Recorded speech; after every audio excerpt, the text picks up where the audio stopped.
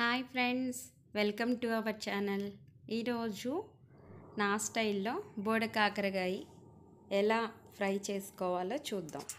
బోడకాకరకాయ అంటారు, ఆ కాకరకాయ అని కూడా అంటారండి. ఈ సీజన్లో దొరికే వెజిటేబుల్. వాటిని బాగా వాష్ చేసుకొని మనకి ఇష్టమైనటువంటి షేప్లో ముక్కలుగా కట్ చేసుకొని పచ్చిమిర్చి ఉల్లిపాయ కూడా సన్నగా తరిగి పక్కన పెట్టుకోవాలండి. పొయ్యి మీద పెనం పెట్టుకొని కొంచెం ఆయిల్ వేసుకొని ఎండుమిర్చి, తిరగమాత గింజలు కొంచెం చిట్పట్టమన్న తర్వాత పచ్చిమిర్చి, ఉల్లిపాయలు అందులో వేసుకొని కొంచెం పసుపు,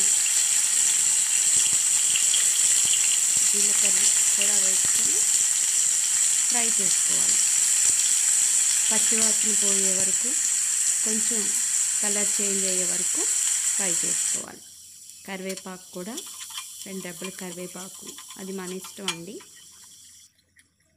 తర్వాత అల్లం వెల్లుల్లి పేస్ట్, ఇదంతా వేగిన తర్వాత బోడకాకరకాయ ముక్కలు కూడా వేసి మొత్తం కలుపుకొని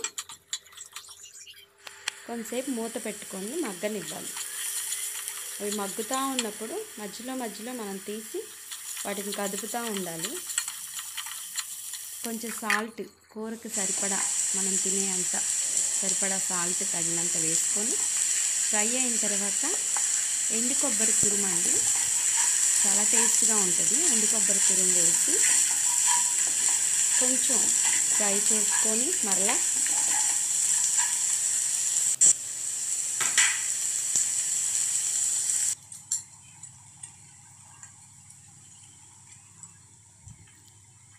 ధనియాల పొడి, జీలకర్ర పొడి వేసి లాస్ట్లో కొంచెం కారం, కూరకి తగినంత, నార్మల్ స్పైసీ తింటామండి మేము, తగినంత కారం వేసి స్టవ్ ఆఫ్ చేసుకోవటమే.